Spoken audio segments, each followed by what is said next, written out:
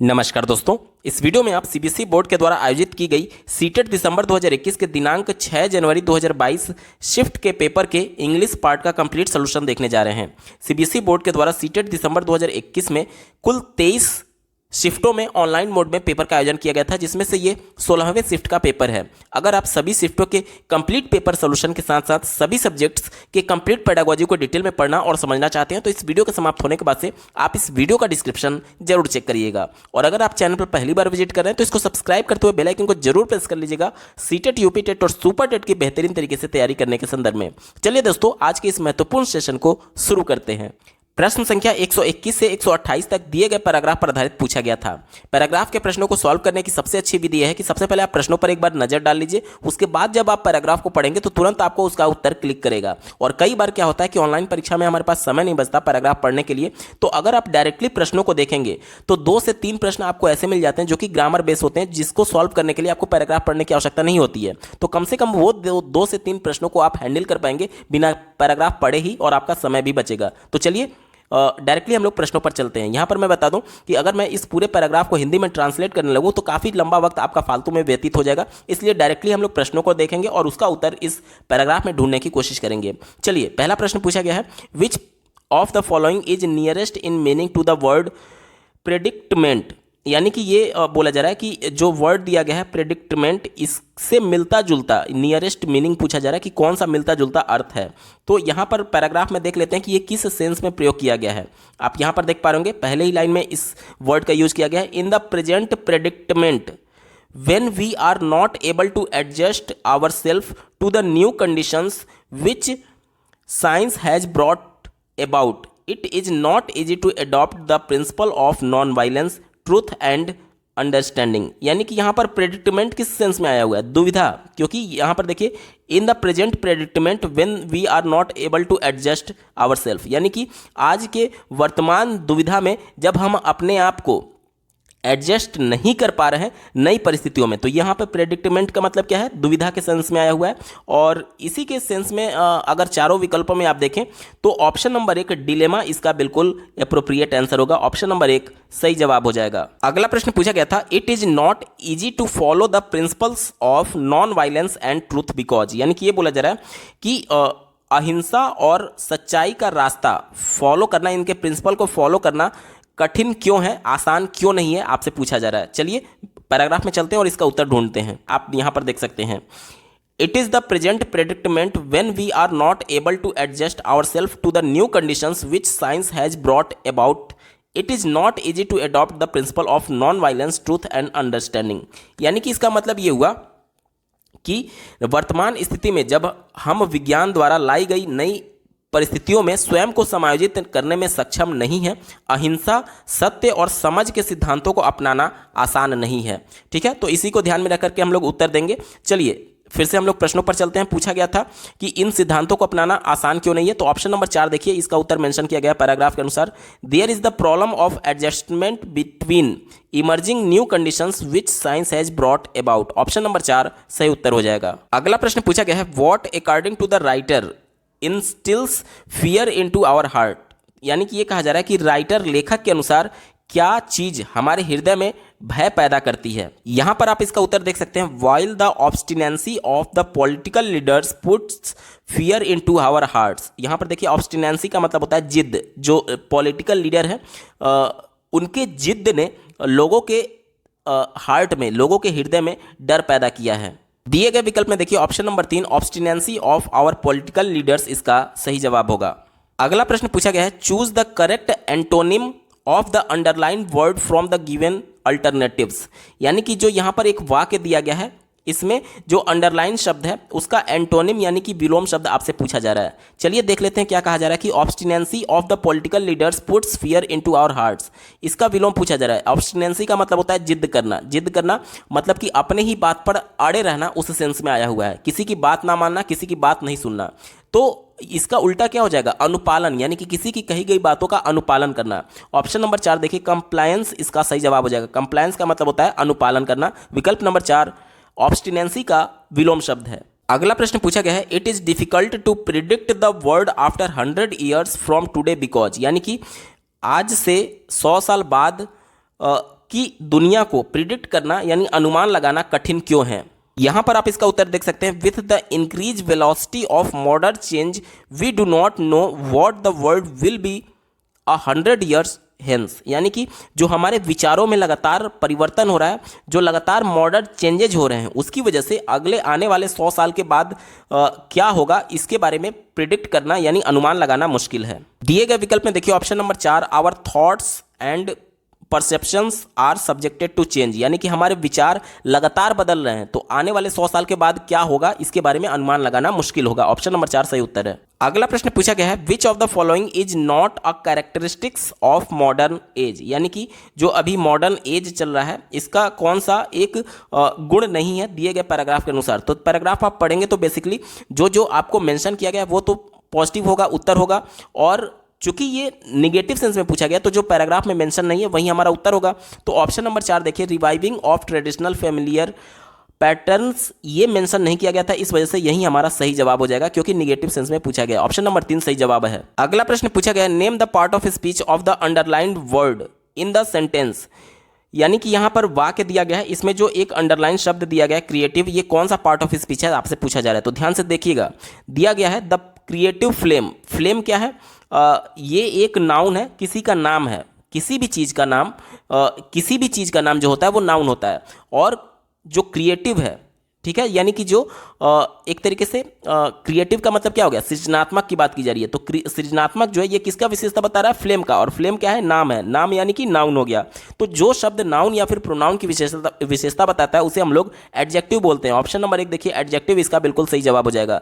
अगला प्रश्न पूछा गया था, which part of the following sentence contains an error, यानी कि दिए गए वाक्य में किस पार्ट में गलती है। दिया गया है, the inquiry committee comprised of 2 retired जजेस एंड 2 टेक्नोक्रेट्स। तो यहां पर कंप्राइज्ड ऑफ में गलती है, इस पार्ट में गलती है, बी वाले में। दिए गए ऑप्शन में देखिए ऑप्शन नंबर 2 बी इसका बिल्कुल सही जवाब हो जाएगा। दोस्तों प्रश्न संख्या 129 से 135 तक एक अन्य पैराग्राफ पर आधारित पूछा गया था, तो डायरेक्टली इसके भी प्रश्नों को देखेंगे और पैराग्राफ में उत्तर ढूंढने की कोशिश करेंगे। पहला प्रश्न दिया गया है, Buddha's method of understanding the self can be described as, यानी कि गौतम बुद्ध का जो अपने स्वयं को जानने का मेथड था वो कैसे डिस्क्राइब किया जा सकता है। तो चलिए इसका उत्तर ढूंढने के लिए हम लोग पैराग्राफ में चलते हैं, और पैराग्राफ में पहले ही पैरे में इसका उत्तर मेंशन किया गया है। यहाँ पर आप देख सकते हैं, Buddha's method was one of the psychological analysis and again it is surprising to find how deep was his insight into the latest modern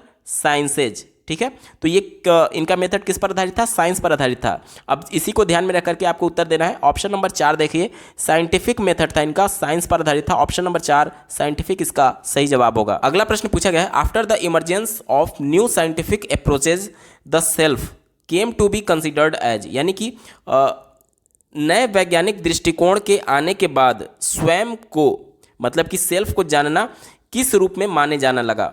यहां पर आप इसका उत्तर देख सकते हैं, द इंडिविजुअल दस becomes a bundle of mental states, the self is just a stream of ideas, यानी कि किसके बारे में माना जाने लगा? स्ट्रीम ऑफ आइडियाज, यानी कि जो विचार होते हैं उसके धारा के बारे में माना जाने लगा। ठीक है, तो ऑप्शन नंबर 4 देखिए, और स्ट्रीम ऑफ आइडियाज इसका बिल्कुल सही जवाब हो जाएगा। अगला प्रश्न पूछा गया है, which of the following is not one of the 4 noble truths as enunciated by the Buddha, यानी कि निम्नलिखित में से कौन गौतम बुद्ध द्वारा प्रतिपादित 4 महान सत्यों में से एक नहीं है। निगेटिव वाला आपसे पूछा जा रहा है। इसका उत्तर आप यहां पर देख सकते हैं, there is an emphasis on the pain and suffering of life and the 4 noble truths which Buddha enunciated deal with suffering, its cause, the possibility of ending it and the way to do it। दिए गए विकल्प में देखिए option number 1 में देखिए suffering की बात की गई थी, उसके बाद से तो सफरिंग की बात की गई है, तो ये हमारा उत्तर नहीं होगा क्योंकि कौन सा नहीं उनके द्वारा बताया गया था, 4 सत्य में से कौन सा नहीं बताया गया था वो पूछा गया। ठीक है, और उसके बाद से देखिए यहाँ पर ऑप्शन नंबर 2 में देखिए कॉज की बात की गई थी, इसका कारण क्या है इसकी भी बात की गई थी, तो उत्तर नहीं होगा। और चौथे विकल्प में देखिए पॉसिबिलिटी ऑफ एंडिंग, इसकी भी बात की गई थी, तो ये भी हमारा उत्तर नहीं होगा। यानी एक ही विकल्प बचा ऑप्शन नंबर 3 देखिए, the suffering has a demoralising effect on us, इसके बारे में नहीं बोला गया था गौतम बुद्ध के द्वारा, तो ऑप्शन नंबर 3 सही जवाब होगा। अगला प्रश्न पूछा गया है the most important characteristics of Buddha's teaching is, यानी कि बुद्धा के टीचिंग के महत्वपूर्ण गुण कौन से हैं, आपसे पूछा जा रहा है। तो पैराग्राफ के अनुसार realisation with the help of an illustration, इसका बिल्कुल सही जवाब हो जाएगा। यही उनके इंपॉर्टेंट कैरेक्टरिस्टिक्स है उनके टीचिंग का, गौतम बुद्ध के टीचिंग का। ऑप्शन नंबर 3 सही जवाब होगा। अगला प्रश्न पूछा गया choose the nearest antonym of the word abhorred. Abhorred का विलोम शब्द आपसे पूछा जा रहा है। एबहॉर्ड का मतलब होता है घिनौना। घिनौना का विलोम क्या हो जाएगा, चारों विकल्प में देखिए। ऑप्शन नंबर 3 लव्ड, यानी कि प्यारा, इसका विलोम शब्द हो जाएगा प्यारा। ऑप्शन नंबर 3 सही उत्तर है। अगला प्रश्न पूछा गया है which of the following words has the same meaning as the word permanent used in the passage, यानी कि एक शब्द पैसेज में यूज किया गया परमानेंट, जिसका मतलब होता है स्थायी, इसका पर्यायवाची पूछा जा रहा है, यानी इससे मिलता जुलता कौन सा वर्ड है आपसे पूछा जा रहा है। तो ऑप्शन नंबर 2 देखिए लास्टिंग, इसका बिल्कुल सही जवाब हो जाएगा। लास्टिंग का मतलब भी होता है स्थायी और परमानेंट का भी मतलब होता है स्थायी। ऑप्शन नंबर 2 सही जवाब है। इस पैराग्राफ पर आधारित अंतिम प्रश्न पूछा गया था identify the clause use the underline part of the sentence, यानी कि दिए गए वाक्य में जो अंडरलाइंड पार्ट है उसमें कौन सा क्लॉज है आपसे पूछा जा रहा है। चलिए जल्दी से वाक्यों को पढ़ लेते हैं। कहा जा रहा है Buddha told his disciples what he taught they could understand and live up to, यानी कि गौतम बुद्ध ने अपने शिष्यों को बताया कि उन्होंने जो कुछ भी सिखाया है वह वे समझ सकते हैं और उस पर खड़ा उतर सकते हैं। तो देखिए इसी अंडरलाइंड पार्ट का पार्ट ऑफ जो एक तरीके से क्लॉज पूछा जा रहा है। तो देखिए क्लॉज बेसिकली दो प्रकार के होते हैं, पहला प्रिंसिपल क्लॉज और दूसरा सबऑर्डिनेट क्लॉज। क्लॉज का मतलब बेसिकली आप समझ लीजिए कि जैसे ये पूरा वाक्य है तो इस वाक्य का एक उपखंड जो होता है, एक उपखंड, इसे ही हम लोग क्लॉज बोलते हैं अंग्रेजी में, ठीक है। तो क्लॉज बेसिकली दो प्रकार के थे, प्रिंसिपल और सबऑर्डिनेट। सबऑर्डिनेट को फिर से 3 भागों में बांटा गया, नाउन क्लॉज, एडजेक्टिव क्लॉज और एडवर्ब क्लॉज। तो इसमें कौन सा है, इसमें आपका नाउन क्लॉज है। कैसे, देखिए जब भी यहाँ पर ये इस वाक्य का मतलब हो रहा था कि बुद्ध ने अपने शिष्यों को बताया कि उन्होंने जो सिखाया वे समझ सकते हैं और उस पर खड़ा उतर सकते हैं। तो अगर मैं जहाँ पर भी नाउन क्लॉज होता है वहाँ पर अगर आप क्या लगा करके प्रश्न पूछेंगे तो उसका उत्तर आपको मिलेगा। जैसे कि मैं बोलूँ कि बुद्ध ने शिष्यों को क्या बताया, तो अब क्या का उत्तर आप यहाँ पर अंडरलाइंड वाले से देख सकते हैं कि उन्होंने शिष्यों को बताया कि जो कुछ भी उनके द्वारा सिखाया गया है वे उसे समझ सकते हैं और उस पर खड़ा उतर सकते हैं। तो जब भी क्या लगा करके प्रश्न पूछा जाए और उसका उत्तर मिल जाए तो वहां पर हमेशा नाउन क्लॉज होता है। तो दिए गए प्रश्न का जवाब क्या हो जाएगा, ऑप्शन नंबर 1 नाउन क्लॉज इसका बिल्कुल सही उत्तर है। अगला प्रश्न पूछा गया है a teacher divided the students of class 4th into groups of 6 and gave them a short story without its ending, यानी कि एक शिक्षक के द्वारा कक्षा 4 के विद्यार्थियों को 6-6 के ग्रुप में बांट दिया गया और उनको एक छोटी सी स्टोरी दी गई लेकिन उसका एंडिंग नहीं बताया गया, ठीक है। आगे देखिए then she asked them through imagine, यानी उसके बाद से उस शिक्षिका ने बच्चों को, जो ग्रुप में बच्चों को बांटा गया था, उससे इमेजिन यानी कि कल्पना करने के लिए बोला गया और आपस में डिस्कस करने के लिए बोला गया। Finalise and write and ending to the story, यानी कि इस जो स्टोरी आधा अधूरा कहानी बताया गया था उस कहानी को पूरा करने के लिए बोला गया। In this activity the teacher is developing there, यानी कि इस पूरे क्रियाकलाप में शिक्षिका जो है वो क्या डेवलप, क्या विकसित करने की कोशिश कर रही है। तो बच्चों में क्रिएटिविटी विकसित करने की कोशिश कर रही है, क्योंकि प्रत्येक बच्चे को जब 6-6 के ग्रुप में अलग अलग बांटा जाएगा तो प्रत्येक बच्चा अपना अलग कुछ सोच रहा होगा ग्रुप में ही, और उसके बाद से जब अपना अलग अलग मौलिक विचार से सोच रहा होगा उसके बाद से डिस्कस किया जा रहा है। यानी कि प्रत्येक ग्रुप, मान लीजिए 6-6 ग्रुप में बांटे गए हैं तो 10-12 ग्रुप होंगे, तो उस 10-12 ग्रुप में सबका डिसीजन अलग आ सकता है, सबका अलग अलग विचार आ सकते हैं। तो ये क्या है, ये अलग अलग विचार, अलग अलग मौलिक तरीके से सोचना, ये क्रिएटिविटी है। तो जो शिक्षिका है वो क्रिएटिव राइटिंग को बढ़ावा दे रही है। ऑप्शन नंबर 3 पॉजिटिव है और यही इसका सही जवाब होगा। अगला प्रश्न पूछा गया है dictionary is very important tool for learning a language, यानी कि जो डिक्शनरी होता है वो किसी भाषा को सीखने के लिए बहुत इंपॉर्टेंट टूल होता है। Which of the following is least important about the use of dictionary, यानी कि निम्न दिए गए विकल्पों में से कौन सा सबसे कम महत्वपूर्ण है डिक्शनरी के बारे में आपसे पूछा जा रहा है। चलिए हम लोग पहले विकल्प से शुरुआत करते हैं। कहा जा रहा है कि check the spelling of a word, तो डिक्शनरी में आप स्पेलिंग चेक करते हैं तो ये विकल्प तो हमारा पॉजिटिव हो गया, उत्तर नहीं होगा। लिस्ट इंपॉर्टेंट यानी कम महत्वपूर्ण पूछा जा रहा है, निगेटिव सेंस में पूछा जा रहा है।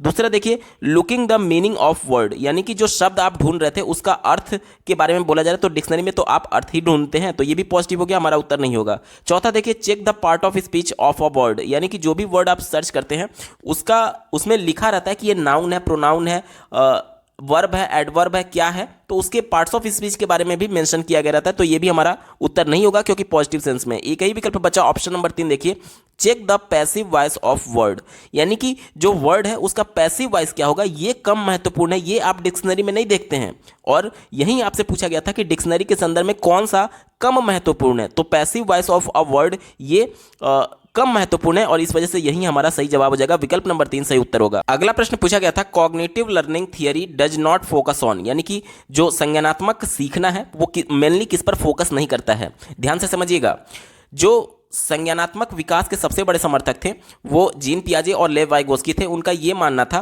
कि बच्चे अपने ज्ञान की रचना स्वयं करते हैं अन्वेषण के माध्यम से, यानी वो वाला विकल्प हमारा उत्तर नहीं होगा जिसमें बच्चे एक्टिवली पार्टिसिपेट कर रहे होंगे अपने ज्ञान की रचना करने के लिए। पहले विकल्प से शुरुआत करेंगे। पहला विकल्प कहा जा रहा है कि human being are born with built in language device, तो ये नॉम चॉम्स्की का स्टेटमेंट है। नॉम चॉम्स्की भी कॉग्निटिव लर्निंग के बड़े समर्थक थे। उनका ये मानना था कि बिल्ट इन डिवाइस के साथ बच्चे जन्म तो लेते हैं जो कि उनको मातृभाषा सीखने में मदद करता है, और ये जो मातृभाषा वो सीख लिए हैं वो दूसरी लैंग्वेज को सीखने में उनकी मदद करता है। तो दूसरी लैंग्वेज बच्चा कैसे सीख रहा है, दूसरी लैंग्वेज को सीखने के लिए बच्चा प्रयास कर रहा है और एक तरीके से अपने ज्ञान की रचना स्वयं कर रहा है, मतलब कि भाषा को सीखने के लिए अपने भाषा की रचना स्वयं वो करता है, लोगों को देख करके, अनुकरण करके, या फिर जिस भी प्रकार से वो स्वयं चीज़ों को एक तरीके से एनालाइज करके खुद अपने ज्ञान की रचना कर रहा होता है, खुद अपने भाषा की रचना कर रहा होता है। तो ये हमारा कॉग्निटिव लर्निंग को सपोर्ट करता है, इस वजह से ये हमारा उत्तर नहीं होगा क्योंकि हमसे निगेटिव वाला पूछा गया था। दूसरा देखिए, error as part of learning process, तो ये भी बिल्कुल सही है, पॉजिटिव है। क्यों? क्योंकि जब भी अधिगम प्रक्रिया होगी तो उसमें गलतियां होंगी ही होंगी, क्योंकि गलतियों के माध्यम से भी बच्चे सीखते हैं, तो ये भी पॉजिटिव था, हमारा उत्तर नहीं होगा। तीसरा देखिए, language is learn through the process of habit information, यानी कि ये कहा जा रहा है कि जो लैंग्वेज सीखा जाता है वो हैबिट इन्फॉर्मेशन यानी आदत के वजह से सीखा जाता है, तो ये विकल्प निगेटिव है। हमारी आदत क्या है, उससे हम कोई नई भाषा थोड़ी सीख सकते हैं। जैसे कि मान लीजिए कोई नई भाषा आप सीखने जा रहे हैं, तो कम से कम आप प्रयास तो करेंगे, आप चीज़ों को एनालाइज करेंगे, उसके बारे में एक समझ अपने अंदर विकसित करेंगे, तभी तो आप नई भाषा को सीख सकते हैं। ऐसा थोड़ी कि आपके अंदर जो आदत बनी हुई है आप उसके माध्यम से भाषा को सीख सकते हैं। तो ये विकल्प निगेटिव था और ये कॉग्निटिव लर्निंग को सपोर्ट नहीं करता है, यानी उस पर फोकस नहीं करता है, तो यहीं हमसे निगेटिव सेंस में पूछा गया था, ये हमारा उत्तर हो जाएगा। चौथे विकल्प पर एक बार चर्चा कर लेते हैं। Language is learn by involving reasoning and mental process. अब देखिए, रीजनिंग की बात आ गई, मेंटल प्रोसेस की बात आ गई। तो रीजनिंग यानी तर्क करके तार्किक तरीके से हम लोग सीख रहे हैं, और तार्किक तरीके से कब किया जाता है, जब हम किसी चीज़ को एनालाइज करते हैं उसके बारे में निष्कर्ष पर पहुंचने के लिए, यानी कि अपने ज्ञान की रचना स्वयं किया जा रहा है इस विकल्प में। तो ये विकल्प भी पॉजिटिव हो गया, हमारा उत्तर नहीं होगा। एक ही विकल्प निगेटिव था, ऑप्शन नंबर 3 सही जवाब होगा। अगला प्रश्न पूछा गया, while developing writing skill among the students a language teacher should most importantly focus on, यानी कि एक भाषा शिक्षक के तौर पर अगर आप बच्चों में राइटिंग स्किल डेवलप करना चाहते हैं तो आपको किस पर सबसे ज़्यादा फोकस करना चाहिए। तो देखिए, राइटिंग स्किल का मतलब ये होता है कि आप अपने भावों को, अपने विचारों को अच्छे से लिख करके एक्सप्रेस कर पाए, यानी कि आप अपने विचारों को मौलिक तरीके से एक्सप्रेस कर पाए। तो दिए गए विकल्प में देखेंगे आप, ऑप्शन नंबर 4 की बात की गई है, एक्सप्रेशन ऑफ आइडिया, यानी अपने विचारों को मौलिक तरीके से एक्सप्रेस कर पाए, अभिव्यक्त कर पाए, यही इसका बिल्कुल पॉजिटिव सेंस है और यही इसका सही जवाब होगा। राइटिंग स्किल का मतलब यही होता है। ठीक है, बात करें अगर अन्य विकल्पों की, पहला दिया गया है गुड हैंड राइटिंग, तो राइटिंग स्किल का मतलब हैंड राइटिंग से नहीं है, हैंड राइटिंग बहुत संकुचित हो गया, ये हमारा उत्तर नहीं होगा। हमें अपने विचारों को अभिव्यक्त करना है। ठीक है, दूसरा दिया गया ग्रामेटिकल एस्पेक्ट, तो देखिए राइटिंग स्किल में अपने आइडियाज को एक्सप्रेस करने की बात आती है, और आइडियाज को एक्सप्रेस करने में ग्रामेटिकल एस्पेक्ट पहले से इंक्लूडेड है, यानी कि जाहिर सी बात है आप व्याकरण के नियमों के अंतर्गत ही तो अपने आइडिया को एक्सप्रेस कर रहे होंगे, यानी दूसरा वाला विकल्प संकुचित है। क्यों? क्योंकि वो चौथे में पहले से इंक्लूडेड था, इस वजह से ये हमारा उत्तर नहीं होगा। ठीक है, और चौथा वाला सही हो गया। तीसरा देखिए, वर्ड लिमिट्स। अब देखिए, अपने विचारों को हमें अभिव्यक्त करना है, उसके लिए आप लिमिट नहीं लगा सकते हैं। हो सकता है कि कोई बहुत बड़ा विचार प्रस्तुत करना चाहता है, हो सकता है कि कोई छोटे विचार ही प्रस्तुत कर रहा है, यानी कि वर्ड्स की लिमिट एज ए टीचर आप नहीं लगा पाएंगे, क्योंकि हो सकता है कि अलग अलग मौलिक विचार हैं जिसकी वजह से वर्ड्स की लिमिट नहीं लगाई सकती। कोई बच्चा अपने विचार को 10 शब्दों में भी व्यक्त कर सकता है, कोई बच्चा अपने विचार को 100 शब्दों में व्यक्त कर पाएगा। तो ये महत्वपूर्ण है कि अपने विचार को मौलिक तरीके से अभिव्यक्त करना, वर्ड लिमिट्स यहां पर संकुचित हो जाएगा, इस वजह से हमारा उत्तर नहीं होगा। एक ही विकल्प बचा option number 4, expression of idea, इसका सही जवाब हो जाएगा। अगला प्रश्न पूछा गया है, the first page of language textbook of class 1 is picture of fair scene without any word or sentences written on it. The objective of this picture for learners is. ध्यान से समझिएगा, कहा जा रहा है कि कक्षा 1 के लैंग्वेज टेक्स्ट बुक में, लैंग्वेज की किताब में एक फेयर सीन दिया गया है, पिक्चर दिया गया है, और उस पर कोई भी शब्द नहीं लिखा गया और कोई भी सेंटेंस नहीं लिखा गया है। अब आपसे पूछा जा रहा है कि इस पिक्चर को देने का उद्देश्य क्या है। ध्यान से समझिएगा, कक्षा 1 के बच्चे हैं, तो कक्षा 1 के जो बच्चे होते हैं वो पिक्चर्स को देख करके उससे कोरिलेट कर पाते हैं अपने आप को। कैसे? आप प्राइमरी स्कूल में, किसी भी सरकारी स्कूल में चले जाइए या फिर प्राइवेट स्कूल में चले जाइए, दीवारों पर आपको विभिन्न प्रकार के कार्टून्स बने मिलेंगे, विभिन्न प्रकार के बिल्लियां, डॉग्स, कार्टून्स, बच्चे, इन सब का इमेज देखने को मिलता है। क्यों मिलता है? क्योंकि बच्चे अपने परिवेश से डॉग और कैट को देखे हुए हैं। उनको विद्यालय में जाकर के अपने परिवेश का हिस्सा दिखाने के लिए उस इमेजेस को लगाया जाता है, ताकि बच्चा अपने आप को सहज महसूस कर पाए उस विद्यालय में भी। साथ ही साथ जैसे मान लीजिए यहाँ पर कैट का इमेज बना हुआ है, तो बच्चा सी फॉर कैट पढ़ रहा है, तो इस कैट से यानी बिल्ली से, कैट से उसको सी अल्फाबेट को कोरिलेट करके सी अल्फाबेट सिखाया जा रहा है। मान लीजिए डॉग का इमेज बना हुआ है, कुत्ते का इमेज बना हुआ है, तो यहाँ पर इस कुत्ते का एक तरीके से जो शब्द है, कुत्ते के लिए जो शब्द दिया गया डॉग, उससे कोरिलेट करके उसको डी अल्फाबेट सिखाया जा रहा है।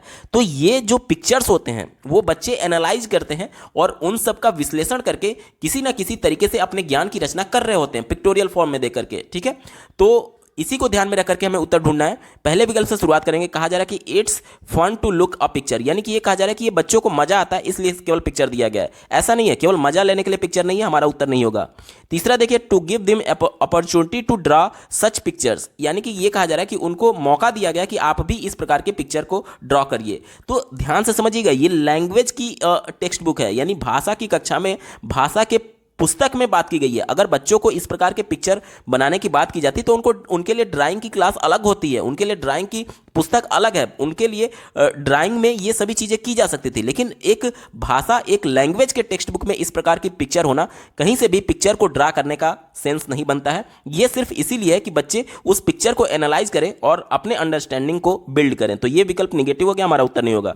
चौथा देखिए, to increase their patience in reading the book, यानी कि ये कहा जा रहा है कि उनके धैर्य को बढ़ाने के लिए इस प्रकार के चित्र वगैरह दिए गए। तो ये भी थोड़ा संकुचित है, केवल धैर्य के लिए ये नहीं होगा, हमारा उत्तर नहीं है।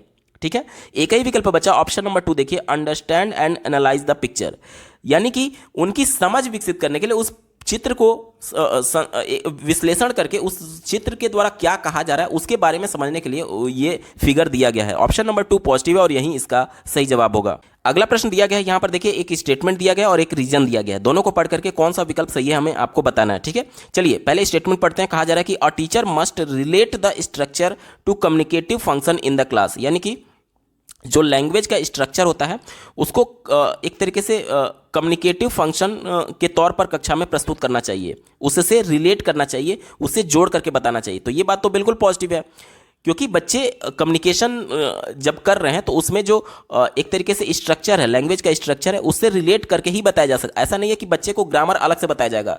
बच्चे जो कम्युनिकेट कर रहे हैं, जो दैनिक जीवन में सीख रहे हैं, जो दैनिक जीवन में यूज कर रहे हैं, उसी के संदर्भ में उसको स्ट्रक्चर बताया जाता है लैंग्वेज का। तो ये विकल्प बिल्कुल पॉजिटिव है, हमारा उत्तर होगा। दूसरा देखिए, रीजन क्या बताया जा रहा है, कारण, practice of communicative function enable the learner to performs well in the society, यानी कि जो कम्युनिकेटिव फंक्शंस हैं इस पर जब प्रैक्टिस कराया जाता है बच्चे को, तो वो सोसाइटी में यानी समाज में अच्छा परफॉर्म कर पाते हैं, एक तरीके से अच्छा प्रदर्शन कर पाते हैं। तो ये भी बिल्कुल पॉजिटिव है और ये कहीं ना कहीं जो स्टेटमेंट था उसका सही तरीके से व्याख्या करता है कि क्यों उसको रिलेट करने की बात की गई थी। रिलेट इसलिए करने की बात की गई थी क्योंकि बच्चे सोसाइटी में जाकर के अच्छा परफॉर्म कर पाए। ठीक है, तो ये भी पॉजिटिव है और जो आर है वो ए का सही व्याख्या करता है। दिए गए विकल्प में देखिए, both A and R are true and R is the correct explanation of A. विकल्प नंबर 1 सही जवाब होगा। अगला प्रश्न पूछा गया, guided composition should be usually introduced at, यानी कि गाइडेड कंपोजिशन जो है वह प्रायः किस स्तर पर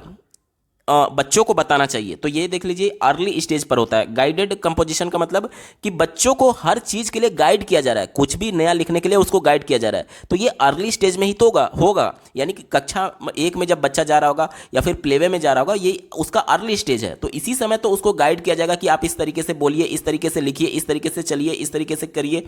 यानी कि स्टार्टिंग में, बिल्कुल स्टार्टिंग में ही उसको गाइड करने की जरूरत है। अब मान लीजिए बच्चा 10 साल का हो गया, 10 साल का हो गया यानी कक्षा 4 या 5 में होगा, तो उस दौरान आप उसको थोड़ी हाथ पकड़ करके गाइडेड कंपोजिशन करेंगे या फिर क लिखना सिखाएंगे, ए लिखना सिखाएंगे। तो गाइडेड कंपोजिशन जो होता है वो अर्ली स्टेज में होता है, बिल्कुल शुरुआती दौर में होता है। ऑप्शन नंबर 2 पॉजिटिव है और यही इसका सही जवाब हो जाएगा। अगला प्रश्न पूछा गया है, extensive reading is aimed at promoting, यानी कि एक्सटेंसिव रीडिंग जो है वो क्या प्रमोट करता है, इसका लक्ष्य क्या है, आपसे पूछा जा रहा है। तो ध्यान से समझिएगा, एक्सटेंसिव लर्निंग का मतलब होता है विस्तृत पठन कह सकते हैं आप इसको। तो विस्तृत पठन किस लिए किया जाता है? मान लीजिए कोई आप बड़ा सा नॉवेल पढ़ रहे हैं, बहुत मतलब 200-300 पेज का पढ़ रहे हैं, तो उसमें आपका एम क्या होता है? आप खुशी के लिए पढ़ रहे होते हैं, उस नॉवेल को पढ़ करके आपको मजा आ रहा होता है, इसलिए आप 200-300 पेज का नॉवेल पढ़ रहे होते हैं। विस्तृत पठन इसको बोलते हैं एक्सटेंसिव लर्निंग का। तो इसका एम क्या होता है? इसका एम होता है खुशी पाना। देखिए चौथे विकल्प से एक बार शुरुआत कर लेते हैं। देखिए reading to know about the author. अब देखिए ऑथर के बारे में अगर आप जानना चाहेंगे तो वो तो पहले पेज पे लिखा रहता है कि इसका लेखक कौन है, तो उसके लिए विस्तृत आप थोड़ी पढ़ेंगे। तो ये ऑथर के बारे में जानना लक्ष्य नहीं है, हमारा उत्तर नहीं होगा। तीसरा देखिए रीडिंग फॉर इंफॉर्मेशन, यानी कि पर्टिकुलर किसी इंफॉर्मेशन के आप बारे में जानना चाहते हैं तो इंडेक्स में ही लिखा रहता है कि कौन सी इंफॉर्मेशन किस पेज पर होगी, तो आपको विस्तृत पढ़ने की आवश्यकता नहीं थी। आप पर्टिकुलर इंडेक्स में देखते, उस पर्टिकुलर इंफॉर्मेशन के बारे में सर्च करते कि ये पर्टिकुलर किस पेज पर है, डायरेक्टली आप उस पेज पर जाते, उस इंफॉर्मेशन को ले लेते। लेकिन यहां पर एक्सटेंसिव लर्निंग की जा रही है, यानी विस्तृत लर्निंग की जा रही है, तो ये तो कंफर्म हो गया कि ये रीडिंग फॉर इंफॉर्मेशन नहीं है। दूसरा देखिए रीडिंग फॉर टेस्ट। अब देखिए मान लीजिए कल आपकी परीक्षा है, कल आपका टेस्ट है, तो आप 200-300 पेज का एक कॉन्सेप्ट थोड़ी पढ़ेंगे। मान लीजिए 200-300 का एक नॉवेल थोड़ी पढ़ेंगे, आप वहीं सेलेक्टिव चीज़ों को पढ़ना चाहेंगे जो कि आपके इस टेस्ट के सिलेबस में, यानी जो टेस्ट में पूछा जाएगा। तो यहां पर विस्तृत लर्निंग जो है वो टेस्ट के लिए नहीं है, हमारा उत्तर नहीं होगा।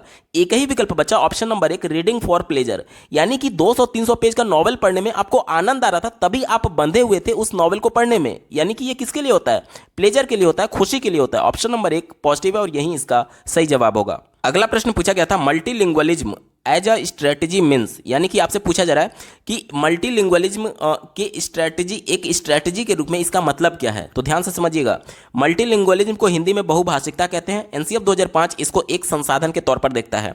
अब मल्टीलिंगुअलिज्म का मतलब क्या हुआ, यानी बहुभाषिकता का मतलब क्या है? इसका मतलब यह है कि एक कक्षा में अलग अलग सांस्कृतिक पृष्ठभूमि से आए हुए बालक हो सकते हैं। हो सकता है कोई पंजाब का हो सकता है कोई उड़ीसा का हो सकता है कोई यूपी का हो सकता है कोई साउथ का हो। तो सबकी मदर टंग अलग होगी, पंजाब वाले की पंजाबी, उड़ीसा वाले की उड़िया, यूपी वाले की हिंदी और साउथ वाले की मलयालम, तेलुगु, तमिल में से कुछ भी हो सकती है।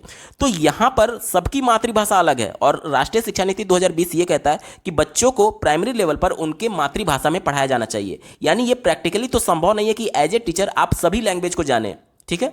तो आप एज ए टीचर यहां पर यह कर सकते हैं कि सभी की लैंग्वेज को सम्मान दिया जाए, सभी की लैंग्वेज को एक तरीके से कक्षा में स्थान दिया जाए। ये कैसे संभव है? आप तो बोल नहीं पाएंगे सभी लैंग्वेज, तो सभी बच्चों को, जो भी बच्चे आए हुए हैं, उन बच्चों को अपनी मातृभाषा में बोलने का मौका दिया जाए, यानी अपने आप को एक्सप्रेस करने का, अपने आप को अभिव्यक्त करने का बच्चे को मौका दिया जाए अपनी मातृभाषा में। इससे फायदा ये होगा कि सभी बच्चे एक तरीके से सहज महसूस करेंगे अपनी बातों को रखने में। साथ ही साथ जब आप उनकी मातृभाषा को स्थान देंगे कक्षा में, तो वो समझेंगे कि हाँ, मेरी भी बातों को रखा जा रहा है और वो अपने आप को उस परिवेश का हिस्सा समझेंगे और उनके लिए तब सीखना थोड़ा आसान हो जाएगा, ठीक है। इसी को ध्यान में रख करके हम लोग उत्तर ढूंढेंगे। पहला विकल्प दिया गया है teaching of many languages in the class, यानी कहा जा रहा है कि बहुत सारे भाषाओं को पढ़ाने के संदर्भ में, तो ये बहुभाषिकता नहीं है, हमारा उत्तर नहीं होगा। दूसरा देखिए teaching learning of mother tongue of all learners, यानी कि ये बोला जा रहा है कि सभी शिक्षार्थियों के मातृभाषा के पढ़ाने और सीखने के बारे में है। तो ये विकल्प गलत है। क्यों? क्योंकि मैंने आपको पहले ही बताया कि एज ए टीचर आप संभव ही नहीं है, आपके पास ये संभव ही नहीं है, आप मतलब इसके लिए कंफर्टेबल ही नहीं होंगे कि आप सभी राज्यों से आए हुए बालकों की सभी मातृभाषा सीख पाए। क्या ये प्रैक्टिकली संभव है? प्रैक्टिकली संभव ही नहीं है। तो ये विकल्प निगेटिव हो गया, हमारा उत्तर नहीं होगा।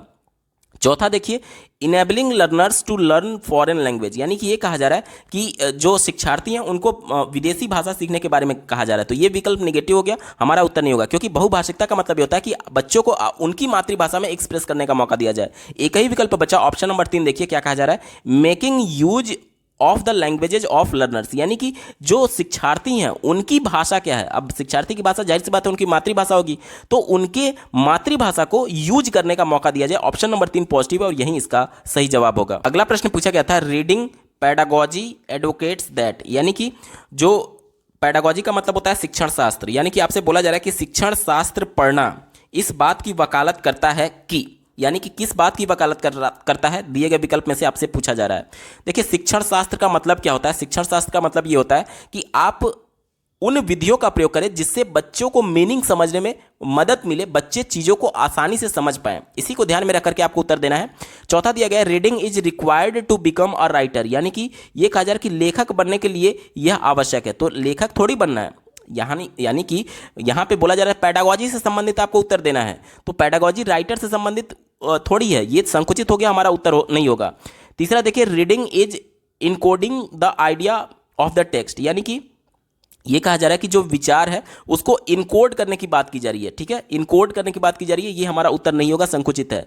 दूसरा देखिए, रीडिंग इज डिकोडिंग, यानी कि डिकोडिंग कहने का मतलब कि मान लीजिए अंग्रेजी का कोई आप ये शब्द देख रहे हैं तो इसको डिकोड करना किसी पर्टिकुलर लैंग्वेज में, इसका अर्थ निकालने के सेंस में, यानी ये भी हमारा उत्तर नहीं होगा, संकुचित है, क्योंकि केवल आप इसको ट्रांसलेट नहीं कर सकते किसी पर्टिकुलर भाषा में, इसका मीनिंग भी समझना होगा, अपनी भाषा में इसका मीनिंग समझना होगा। डिकोड का मतलब सिर्फ और सिर्फ इतना होता है कि पर्टिकुलर किसी एक दूसरी लैंग्वेज के कोड में इसको परिवर्तित कर देना, तो ये थोड़ा संकुचित होता है, इस वजह से हमारा उत्तर नहीं होगा। एक ही विकल्प बचा, ऑप्शन नंबर 1 देखिए, रीडिंग इज मीनिंग मेकिंग। देखिए रीडिंग जो है वो अर्थ बनाने के संदर्भ में, अर्थ समझने के संदर्भ में, तो ये सबसे ज्यादा ब्रॉड सेंस में है और इस वजह से ऑप्शन नंबर 1 पॉजिटिव होगा और यही इसका सही जवाब है। अगला प्रश्न पूछा गया है, story telling as a strategy for language learning aim at, यानी कि ये बोला जा रहा है कि जो कहानी कथन होता है एक स्ट्रेटजी के तौर पर भाषा सीखने में इसका एक तरीके से कैसे मदद कर सकता है, इसका एम कैसे हो सकता है, आपसे पूछा जा रहा है। ध्यान से समझिएगा, कहानी कथन की बात की गई है। तो हम लोग पहले विकल्प से शुरुआत करेंगे। कहा जा रहा है कि टीचिंग मोरल टू लर्नर्स, यानी कि कहानी का जो नैतिक शिक्षा है वो शिक्षार्थी को बताने की बात की जा रही है। तो ये नैतिकता से संबंधित नहीं है, हमें लैंग्वेज को सीखना है, भाषा को सीखना है, ना कि हम नैतिकता के लिए पढ़ रहे हैं। तो भाषा यहाँ पर इंपॉर्टेंट था और ये विकल्प कह रहा है कि नैतिकता, यानी विरोधाभास है, दोनों में कंट्राडिक्शन है, हमारा उत्तर नहीं होगा। दूसरा देखिए, enabling teachers to learn by heart of the story, यानी कि जो स्टोरी है, जो कहानी है, उसका केंद्र बिंदु से टीचर को समझने पढ़ने की बात की जा रही है। तो यहां पर टीचर की बात की जा रही है, ध्यान से समझिएगा। आज हम लोग बाल केंद्रित की शिक्षा की बात करते हैं, तो बालक को समझाना है, ना कि टीचर को समझाना है। तो ये विकल्प हमारा नेगेटिव हो गया, उत्तर नहीं होगा। तीसरा देखिए, enabling learners to read the story, यानी कि केवल कहानी को पढ़ने तक सीमित करने की बात की जा रही है। ये विकल्प हमारा नहीं होगा, क्योंकि यहां पर भाषा महत्वपूर्ण था। केवल पढ़ना एक तरीके से भाषा के जो 4 कौशल होते हैं उसको संकुचित कर रहा है, भाषा के 4 कौशल में से सिर्फ पढ़ने की बात कर रहा था, इस वजह से हमारा उत्तर नहीं होगा। एक ही विकल्प बचा, ऑप्शन नंबर 4 देखिए, इंगेजिंग लर्नर विथ लैंग्वेज, ये सबसे ज्यादा एप्रोप्रिएट है। इंगेजिंग मतलब कि उससे उसके साथ काम करने की बात की जा रही है, उसमें इंगेज रहने की बात की जा रही है। यानी कि भाषा के जो 4 कौशल हैं, सुनना, बोलना, पढ़ना और लिखना, इंगेज में सुनना भी आएगा, पढ़ना भी आएगा, लिखना भी आएगा और बोलना भी आएगा, क्योंकि उस लैंग्वेज के साथ वो बच्चा इंगेज है, उसके साथ बिजी है, किसी काम में बिजी है जो कि लैंग्वेज पर ही वो काम कर रहा है। तो ये सबसे ज्यादा एप्रोप्रिएट हो जाएगा, ऑप्शन नंबर 4 पॉजिटिव है और यही इसका सही जवाब हो जाएगा। अगला प्रश्न पूछा गया है, a collection of short stories and other narratives are prescribed as supplementary reader for language learning, what is the major purpose of supplementary reader. ध्यान से समझिएगा, जो सप्लीमेंट्री चीज़ें होती हैं वो आवश्यक नहीं है, लेकिन एक तरीके से आपको दी जा रही हैं सप्लीमेंट्री चीज़ों को पढ़ने के लिए, लैंग्वेज सीखने के संदर्भ में। तो ये क्या है, आपसे पूछा जा रहा है। तो देखिए, जो आपके सिलेबस में है, जो आपके लैंग्वेज के पाठ्य पुस्तक में है, उसके अलावा सप्लीमेंट्री चीज़ें और दी जा रही हैं ताकि आप और ज़्यादा चीज़ों को पढ़ें। तो ये क्या है, ये विस्तृत पठन है, यानी कि चीज़ों को आप विस्तृत तौर पर, एक्सटेंसिव तौर पर पढ़ रहे हैं। तो ऑप्शन नंबर 3 देखिए, टू प्रमोट एक्सटेंसिव रीडिंग, इसका बिल्कुल सही जवाब हो जाएगा। ऑप्शन नंबर 3 सही उत्तर है। बाकी के विकल्पों पर एक बार चर्चा कर लेते हैं। पहला विकल्प दिया गया to promote intensive learning. Intensive का मतलब होता है गहन। अब देखिए, बच्चे के पाठ्य पुस्तक में जो चीज दी गई है उसको भी वो गहनता से पढ़ सकता था, इसके लिए विस्तृत पढ़ने की आवश्यकता नहीं थी, तो गहन से ये जुड़ा हुआ नहीं है, ठीक है, क्योंकि बहुत ज्यादा अलग से भी पुस्तक उसको दी गई है, सप्लीमेंट्री, जो उसके सिलेबस से बाहर भी हो सकती है, ठीक है। तो ये हमारा इंटेंसिव रीडिंग नहीं होगा, गहन अध्ययन नहीं है, ये विस्तृत अध्ययन है। दूसरा देखिए, प्रमोट मोरल लर्निंग। मोरल मतलब कि नैतिकता सिखाने की बात की जा रही है, तो नैतिकता को बच्चे को कहानी के माध्यम से भी सिखाई जा सकती थी, बाहर से अलग और ज़्यादा नैतिकता थोड़ी सिखा, इतना मतलब उसमें नैतिकता ठूसना थोड़ी है कि आप अलग अलग तरीके से कहानी सुना करके बच्चे को नैतिकता उसके दिमाग में पूरा भर दीजिए। तो ये नैतिकता के लिए सीमित नहीं कर सकते हम इसे, क्योंकि ये बहुत ज़्यादा विस्तृत लर्निंग से संबंधित है, नैतिकता से संबंधित नहीं है, हमारा उत्तर नहीं होगा। चौथा देखिए, टू प्रमोट एकेडमिक स्किल, तो ये सिलेबस के बाहर का किताब था, तो एकेडमिक से तो जुड़ा नहीं है, तो एकेडमिक स्किल हमारा नहीं होगा, ठीक है। एक ही विकल्प बचा, ऑप्शन नंबर 3 जो है एक्सटेंसिव रीडिंग यानी विस्तृत अध्ययन, विस्तृत पठन इसका सही जवाब होगा। अगला प्रश्न पूछा गया था, which of the following need not to be discuss in the poetry classroom, यानी कि जो पद्यांश की क्लासरूम है, एक तरीके से कविता की क्लासरूम है, उसमें निम्न में से किसके बारे में डिस्कस करने की आवश्यकता नहीं है, निगेटिव सेंस में पूछा गया है। तो ग्रामर की कोई आवश्यकता नहीं है। क्यों नहीं है? क्योंकि ग्रामर जो है वो पोएट्री के माध्यम से नहीं बताया जा सकता, इस वजह से यहां पर ग्रामर निगेटिव सेंस में, इस वजह से ऑप्शन नंबर 4 सही उत्तर होगा। अगला प्रश्न पूछा गया है, it is common for language speakers to use the words and sentences from other languages, what is this known as. ध्यान से समझिएगा, जब मैं हिंदी बोल रहा हूं तो हिंदी एक भाषा है, और हिंदी के भाषा के जो शब्द हैं, जो वर्ण हैं, वो उसके कोड बोले जाते हैं। तो हिंदी बोलते बोलते अगर मैं किसी दूसरे भाषा में चले जाऊं, जैसे कि अगर मैं बोलूं कि मैं आप लोगों के लिए सीटेट की तैयारी करा रहा हूं, if you will see all my videos regarding CTET you will get good marks in CTET 2022। तो यहां पर मैंने क्या बोला, आधा एक पूरा कॉन्सेप्ट मैं बोला था, उस कॉन्सेप्ट का आधा भाग मैंने एक भाषा में बोला यानी हिंदी में, कि मैं सीटेट की आप लोग को तैयारी करा रहा हूं, और आधा भाग जो था कि अगर आप कैरियर बिट के सभी यानी मेरे चैनल के सभी वीडियोस को देख लेते हैं तो आप सीटेट 2022 में अच्छा स्कोर कर पाएंगे, वो मैंने इंग्लिश में बोला, दूसरी भाषा में बोला।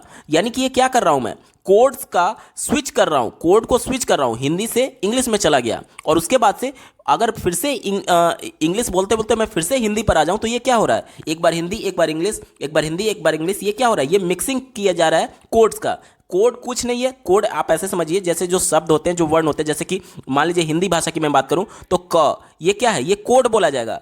अल्फाबेट में अगर ए है तो ये क्या है, ये कोड बोला जाएगा। यानी कि इसी कोड से तो मिलकर के शब्द बनते हैं, इसी कोड से मिलकर के तो शब्द बनते हैं, अंग्रेजी में वर्ड्स बनते हैं, और इसी वर्ड्स से मिलकर के सेंटेंस बनते हैं। तो यही बोला जा रहा था कि वर्ड्स और सेंटेंस एक लैंग्वेज से दूसरे लैंग्वेज में जाना किसी लैंग्वेज स्पीकर के द्वारा, ये क्या बोला जाएगा, तो ये बोला जाएगा कोड स्विचिंग और code mixing. Option number 1 positive है और यही इसका सही जवाब होगा। अगला प्रश्न पूछा गया था, remedial teaching is meant to, यानी कि रेमेडियल टीचिंग का मतलब क्या है आपसे पूछा जा रहा है। तो सबसे पहले आप डायग्नोस्टिक टेस्ट करते हैं, डायग्नोस्टिक टेस्ट करते हैं, जिसके माध्यम से निदानात्मक परीक्षण होता है, जिसमें अगर कोई कॉन्सेप्ट बच्चे को बताया गया है या फिर कोई चैप्टर बताया गया तो उस चैप्टर में बच्चे को कहाँ पर कठिनाई आ रही है, इस कठिनाई को जानने के लिए निदानात्मक परीक्षण किया जाता है। उसके बाद से कठिनाई जानने के बाद से उसका उपचारात्मक शिक्षण किया जाता है, यानी कि जो कठिनाई थी उसको दूर करने के लिए फिर से उसको पढ़ाया जाता है। तो इसी को ध्यान में रख करके हम लोग उत्तर ढूंढेंगे। चौथे विकल्प से शुरुआत करते हैं, दिया गया है इंप्रूव द क्लास परफॉर्मेंस, यानी कि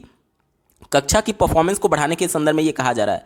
तो देखिए, रेमेडियल टीचिंग जो है वो सभी क्लास के लिए देने की आवश्यकता है या नहीं, ये इस बात पर डिपेंड करेगा कि पर्टिकुलर उस कक्षा में कितने बच्चों को उस पर्टिकुलर टॉपिक में समस्या आ रही है। अब मान लीजिए कक्षा में 50 बच्चे हैं, जिसमें से 2 बच्चे को केवल समस्या आ रही है, तो 50 बच्चों का आप समय थोड़ी व्यतीत करेंगे उसी चीज़ को दोबारा पढ़ा करके। तो पर्टिकुलरली उन बच्चों को जो कि जिनको समस्या आ रही थी उनको अलग से कुछ समय दे करके आप रेमेडियल टीचिंग कर सकते हैं, ताकि 48 बच्चों का समय व्यतीत ना हो। तो ये क्लास परफॉर्मेंस से संबंधित नहीं है, ये पर्टिकुलर उस बच्चे से संबंधित है जिस बच्चे को उस पर्टिकुलर चैप्टर या फिर उस पर्टिकुलर कॉन्सेप्ट में दिक्कत आ रही थी। ये क्लास परफॉर्मेंस से खास लेना देना नहीं था, इस वजह से हमारा उत्तर नहीं होगा।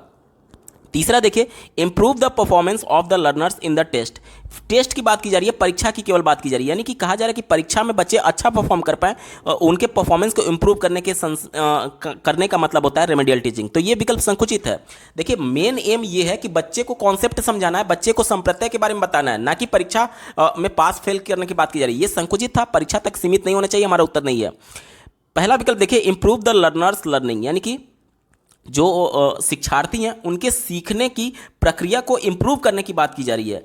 तो देखिए, सीखना बहुत ब्रॉड सेंस में हो गया। कहने का मतलब कि जो रेमेडियल टीचिंग हो रहा है वो किसी पर्टिकुलर कॉन्सेप्ट, किसी पर्टिकुलर चैप्टर, किसी पर्टिकुलर संप्रत्यय के लिए तो हो रहा है, और जो सीखना है वो सीखना बहुत ब्रॉड सेंस में है। सीखना पर्टिकुलर उस कॉन्सेप्ट के लिए होता तो हम लोग मान सकते थे, ये सीखना बहुत ब्रॉड सेंस में है, इस वजह से ये उत्तर नहीं हो सकता, क्योंकि रेमेडियल टीचिंग जिसमें बच्चे को दिक्कत आ रही है उससे संबंधित है, पूरे लर्निंग प्रोसेस से संबंधित नहीं है। ठीक है, तो ये आपका उत्तर नहीं होगा। एक ही विकल्प बचा, ऑप्शन नंबर 2 देखिए, improve both the learners and learning and teachers teaching, यानी कि जो रेमेडियल टीचिंग होता है वो लर्नर्स के यानी शिक्षार्थी के सीखने की प्रक्रिया और टीचर्स के टीचिंग प्रक्रिया दोनों को इंप्रूव करता है। क्यों? क्योंकि जब हमने डायग्नोस्टिक टेस्ट किया था तो हमें ये पता चल गया कि बच्चों को समझ नहीं आ रही है। मान लीजिए कक्षा में 50 बच्चे हैं और उसमें से 40 बच्चों को समझ नहीं आया, तो ये तो कंफर्म हो जाएगा ना कि टीचर ने जो शिक्षण विधि अपनाई थी वो टीचर के द्वारा विधि गलत अपनाई गई थी, इसलिए मेजॉरिटी क्लास के बच्चों को समझ में नहीं आया है।